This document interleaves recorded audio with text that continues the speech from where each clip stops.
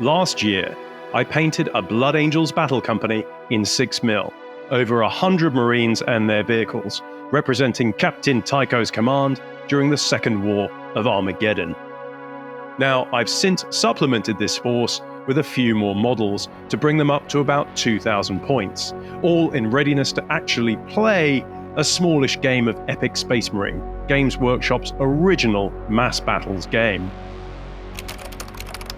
My company card is a battle company, to which I've added 5 support cards. A Land Raider Squadron, which has replaced the Devastator's Rhinos, lucky them. A Land Speeder Squadron. A second Tactical Detachment. An Apothecary and his ride. And of course, my beloved Thunderhawk gunship. But wait, reinforcements have arrived. I also painted up these 3 old Predators for a little bit more punch. Moreover, Tycho has managed to sequester one of the Steel Legion's few surviving Baneblades to his command. And it's just as well.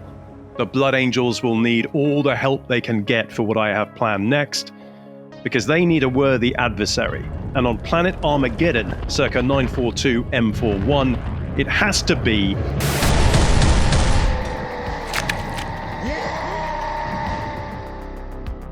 Hi, I'm Ed, welcome to Minisodes, and thank you for joining me as I prepare, prime, and paint a mighty Ork War Horde. So, I've been collecting bits and pieces for a while now, and have amassed a modest contingent of mobs, battlewagons, stompers, war machines, and other Orky whatnots. Before I clean these up and get started, I drew up a cunning plan for these miniatures, along with a few colour schemes. The basic idea is to have representatives from the Evil Suns, Goths, and Bad Moons, just like in my larger scale 2nd edition Ork Force. The core of my war horde would be made up of a Goth clan, 75 Ork boys, and 40 Goth nobz, dead hard lads, carried into the fray by 6 battle wagons and a Skullhammer Super Heavy. Pretty serious stuff. I also included a whole cult of speed, which consists of 8 nobz on war bikes and about 10 Ork buggies. I have 2 mobs of Stompers, 6 in all, which will be adorned with a variety of clan insignia. Satisfied with my plans, it was time to get these miniatures cleaned up and ready for priming. There are a lot of these tiny orcs, from both 1st edition Epic and into the Epic 40k era towards the end of the 90s. I also took the opportunity to convert a few of the Stompers into slightly more dynamic poses for variety. I wanted to make this one look as though it was barreling towards the Imperial lines. I also reposed a few of their arms, and for stability I stuck them onto bases, which would also hopefully make them a bit more impressive once they were painted up. Oh, I forgot to mention that the Orks have also brought along 4 dreadnoughts. Here I am repurposing a few banners to make them a little more interesting. With all of the mold lines trimmed, I began sticking the infantry onto their bases, which is quite fiddly. With this done and all the miniatures tidied up to my satisfaction, it was time to prime them. I blue-tacked all of them to a wooden board to stop them being blown to the 4 winds by the spray can. After a few hours of drying time, the primed miniatures were ready for a lick of paint. It was just a question of where to start. Well, it has to be a Stomper, doesn't it? Ever since I saw this piece of Gibbons art, they've always captured my imagination. For the first one, I decided to use the box art as inspiration. I didn't want a red that was too similar to the shade I used on my Blood Angels, so I went with the darker, rustier, altogether more gore-soaked shade of Flesh Tearer's contrast.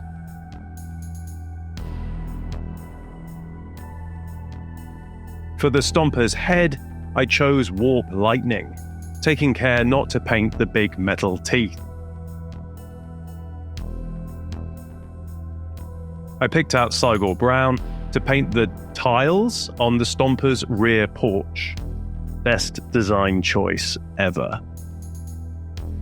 Deciding to keep metallic paint to a minimum, I used basilicanum grey to paint the Stomper's cannon and the engine cowl of the big chainsaw.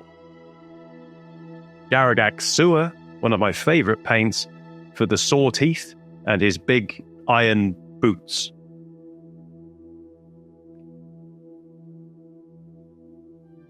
And the last of these base coats is apothecary white for the shoulder guards and the chainsaw.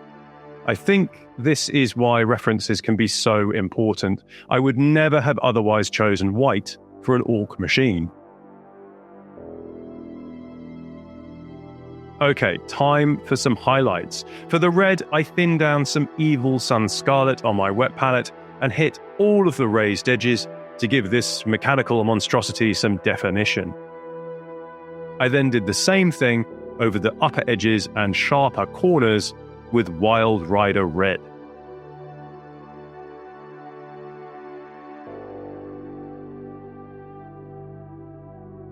To give the Stomper's head a bit more definition, I hit a few areas with Moot Green, taking care to stay well away from any recesses. I then chose Administratum Grey to paint the upper areas of the Stomper's cannon and the mechanical parts of the chainsawed arm. For the areas that I painted Apothecary White, I used Vallejo's Cold White to hit a few edges.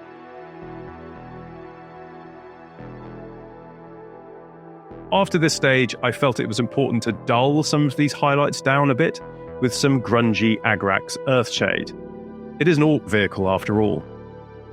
I also did some rather heavy-handed pin washing here to add some more depth and definition to the neat little details of this model. Looking pretty good. Then I remembered the tiles! Tusk or fur would do here for a few choice highlights on this Stomper's battle porch.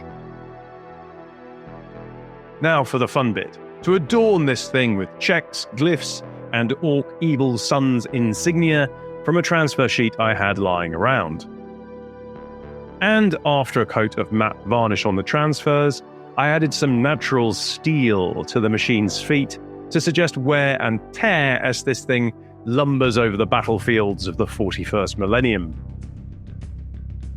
1 down, 5 to go. Next up, a Bad Moon Stomper.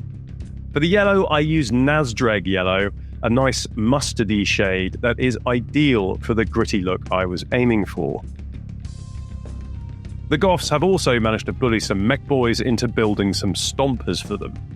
Black Templar came in handy here, as it has pretty thin coverage, which is quite nice for a bluey-grey finish. I painted the whole mob over the course of an evening, and I'm pretty happy with how they came out, especially the unique details that each clan's crew has given their Stomper. It's time to move on to the poor bloody infantry. 15 stands, or 75 Goth Ork boys. This would be a batch paint for sure, and I started with the Warp Lightning for all their little green faces and arms.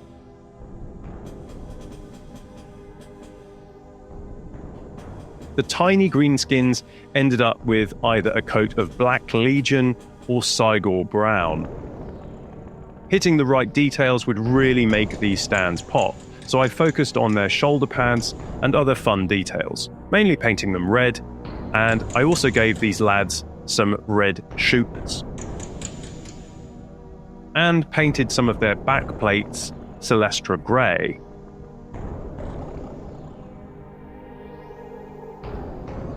All of the bayonets and pointy sticks got a quick overbrush of natural steel. I added a few dots of Moot Green onto the green flesh, mainly on the tops of their heads and the corner of their elbows. And here they are, 75 Goth Ork boys, finished, ranked, or should I say mobbed, and ready for basing. Next, I picked out the Ork Dreadnoughts, or Death Dreads to use the parlance of our time, and I decided as the Bad Moons are the most well-financed of the Orks, the ones with the shiniest kit, I thought it only fitting to make 3 of these belong to this clan. The 4th would be a Goth, modelled on my own 28mm one, Das Snapper. To highlight the Nazdrag yellow, I used Screaming Skull, just like on the Stompers. For the Black Templar, on the Goth Dreadnought, I applied Administratum Grey. Time for a few details, like the claws and guns, which I painted Evil Sun Scarlet on the Goth Dread, then highlighted with Wild Rider Red. I painted Black Legion on the Bad Moon Snippers and guns, and highlighted them with Administratum Grey. After popping on a few fitting Ork transfers, I then grunged up these dreads with a 50-50 mix of Nuln Oil and Agrax Earthshade. I was pretty happy at this point and had a nice little force emerging, one that I was really excited to see fully based and on the tabletop. It's a great feeling when something that's previously lived in your imagination is realised in this way, and I'll admit I was a little worried about the age and level of detail of the minis at first, but I think they're holding up rather well, so far. Let's move on to the elite section of the list. 8 stands of battle-hardened nobz, festooned with banners and killy weaponry, including their ride, the Skullhammer Super Heavy. From here on, I pretty much repeated a lot of the steps I used when painting the Stomper, Dreads and Goth boys. Starting with their little green faces, then blocking in the Black Templar on their heavy armour. Nobz are really important units. They allow the Ork player to issue orders to the mobs around them, so to easily spot them, I've got lots of banners spread amongst their stands. While the nobz dried, I started blocking in the base colours on the Skullhammer. After adding the red to the nobz, I came back to the Skullhammer and added a few highlights and metallics, then gave the whole thing a liberal wash of Agrax Earthshade. I highlighted the nobz with Corvus Black and Wild Rider Red. To make each nob unit look distinct and stand out on the battlefield, I dug out the transfer sheet once more, adding some intimidating-looking Goth glyphs. Now, I didn't want these looking too shiny, so dulled them down with some matte varnish and a touch of Agrax. I then quickly rattled through the squadrons of Ork battlewagons, using the same colours, but consciously applying slightly different details here and there. To weather their wheels, I applied a thin-down coat of Zandri dust.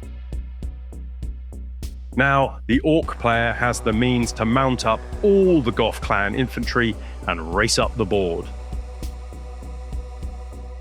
They would, however, have a hard time keeping up with the cult of speed.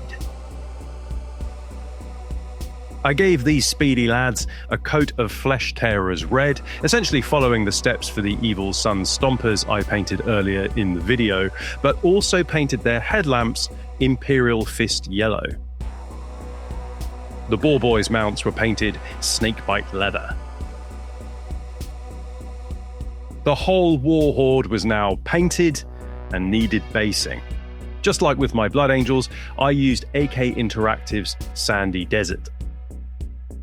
Now, I'm not going to pretend this wasn't incredibly fiddly. I ended up having to thin the paste down a lot to get some flow going and get my brush around the infantry stands. I ended up having to do a few coats, and also returned with a thicker consistency to fill the gaps on the bike and buggy stands. I first painted the rims of the Stompers with Steel Legion drab, but decided they looked extremely, well, biscuity, so painted over that with Vallejo black. When the stands were dry, I gave all of them a watered-down wash of Reichlin Flesh Shade, giving the sound effect a bit more depth, and blending in a few scattered rocks that I'd stuck on. And that's it, 2,000 points of a mighty Ork War, and one step closer to playing a game of epic Space Marine. Before I do, I plan on adding a few more units, some extra boyz, Thundergit himself, and who knows, maybe an Ork Gargant. A huge thank you to my patrons for sticking around, and to you for watching this video. I've just recorded a podcast on my Patreon where I do a bit of a behind the scenes on this project, my thoughts on Epic in general, and also plans for future videos. So get involved. There's a link in the description. Thanks for watching, happy hobbying, and see you again in a few weeks. I'll leave you now with a quick word from my benevolent and not at all terrifying sponsor,